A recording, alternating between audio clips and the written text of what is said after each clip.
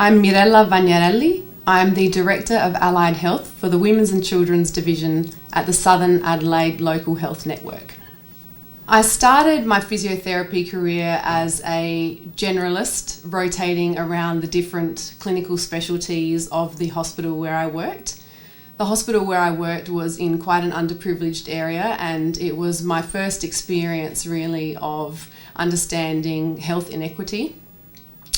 I then had the opportunity to lead small clinical teams, and I really enjoyed the responsibility that came with team leadership and the accountability of clinical services.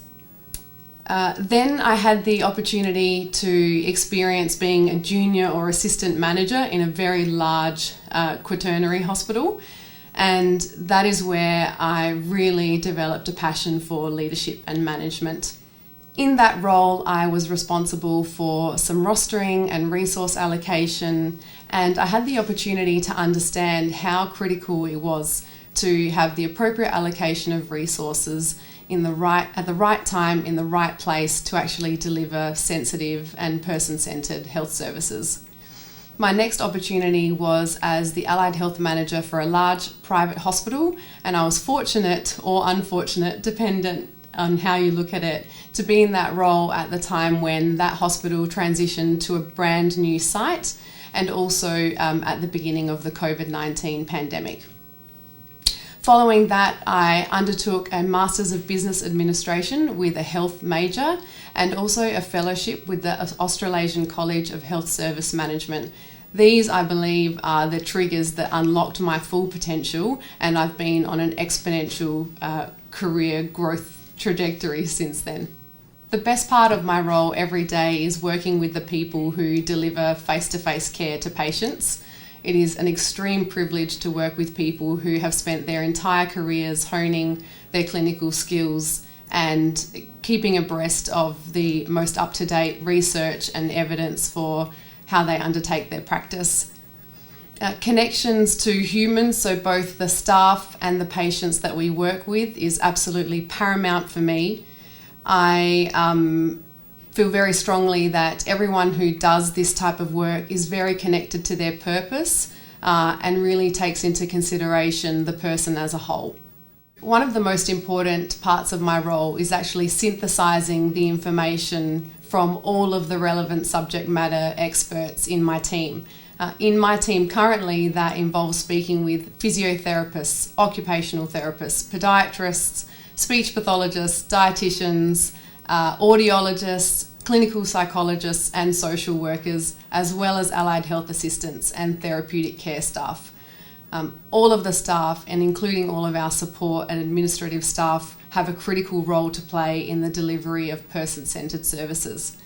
One of the most important aspects of my role is advocating on behalf of those individual workforces, but also on behalf of the patients we care for. I see it as my responsibility to mentor, support, nurture and grow everyone that I work with. We're very excited to be partnering with the South Australian Office for Autism as a delivery partner for the Inklings program. The Inklings program is a program for the social and emotional development of infants aged between 6 and 18 months, and it's delivered via video feedback. Other initiatives I've been involved in are understanding the reforms around early childhood and care and what impacts they are having at both a national and state and territory-based level on how we deliver services, particularly to young children. Another aspect of my role that is very important at the moment is about digital transformation and actually using digital applications to unlock the potential of our services, but also to continue to engage more meaningfully with our consumers. At the moment, in the women's and children's space, we are definitely recognising the increased awareness, acknowledgement and socialisation of neurodivergent conditions.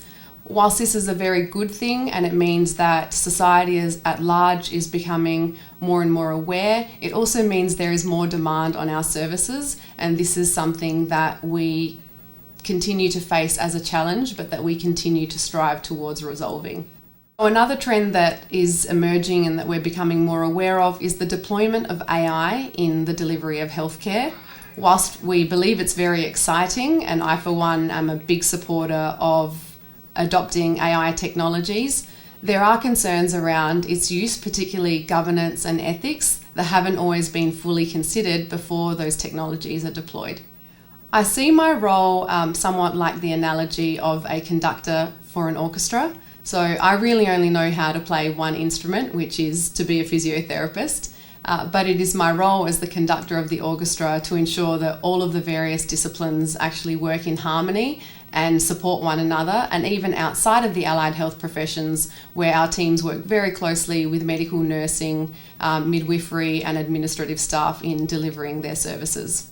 In my opinion, allied health professionals make excellent leaders.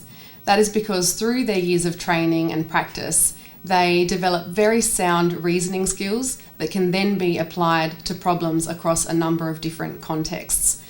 Allied health professionals are generally big picture thinkers, and they're good at thinking about systems and how the constituent parts of a system work together in unison to deliver the best possible outcomes. Allied health professionals tend to be holistic in their practice, and they consider the whole person, which is important not just for patients but also for the other people that we work with. And it develops very empathetic and leaders with high emotional intelligence. For someone looking to get into allied health leadership, I would suggest considering roles in areas like research, education, safety and quality, projects, education, strategy and operations, data and digital health. And remember that representation really matters. And to ditch the traditional hierarchy, the role doesn't have to have leader in the title for you to be an effective leader in allied health.